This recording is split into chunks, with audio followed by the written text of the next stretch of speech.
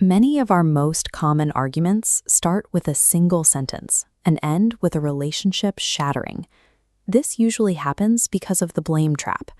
When we feel slighted, our instinct is to focus on the other person's perceived faults rather than explaining what we are experiencing internally. This instinct manifests as you statements. We use phrases like, "you always do this," or "you never help," which frame the other person as the problem. The human brain tends to interpret these you statements as direct attacks. This triggers a defensive response, shifting the other person's focus from listening to preparing a counterattack. When the goal of a conversation is to have your needs met, starting with an accusation is counterproductive. Successful communication is less about winning a debate and more about ensuring your needs are understood. To change the outcome of these conversations, we can shift to I statements. This approach moves the focus from the other person's behavior to your own internal experience. Sharing an internal feeling is different than making a claim about someone else's character. Because you are the only one with access to your emotions, it is more difficult for someone else to argue that your feeling is wrong. This shift is the basis of a framework called Nonviolent Communication, or NVC. It's a method for expressing yourself without triggering unnecessary conflict. To see how this works in practice, think of a specific conflict you've had recently, perhaps with a family member or a colleague. Keep that specific person and the situation in mind as we continue.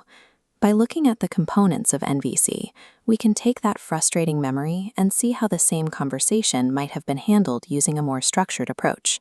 The NVC formula begins with an observation. This is a neutral statement of fact.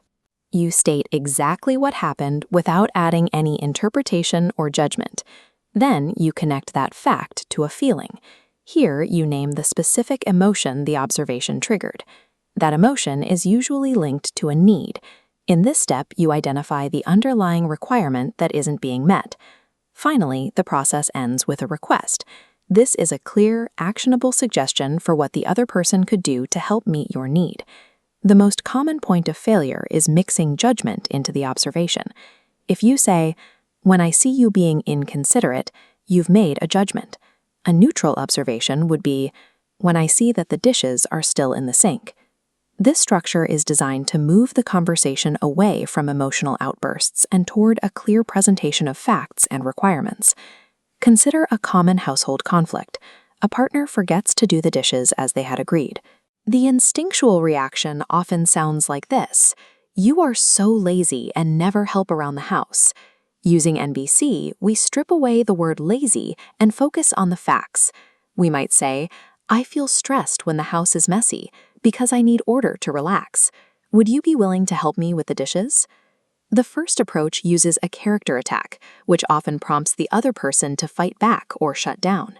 The NVC approach identifies a personal need, which makes it easier for a partner to listen without feeling targeted. By focusing on your internal requirements rather than your partner's flaws, you change the focus of the conversation from blame to problem solving. This same logic applies to the workplace. Imagine a colleague who frequently interrupts you during meetings. You might be tempted to snap and say, "You never let me finish talking." But this often leads to immediate defensiveness and workplace tension. Instead, apply the formula. Start with the observation and the feeling. I feel unheard when I am interrupted because I have a need to share my ideas. Would you be willing to let me finish my point before we move on? This phrasing shifts the focus from the colleague's behavior to your own experience. While the other person can still choose to react poorly, you haven't provided a direct insult for them to react to. Professional boundaries are often easier to maintain when they are expressed as clear requirements for effective work, rather than as criticisms of a coworker's personality. Now, return to that personal conflict you visualized earlier. Try to mentally fill in these 4 blanks for your situation. Identify the neutral observation, the feeling it caused, the need that wasn't met, and a specific request.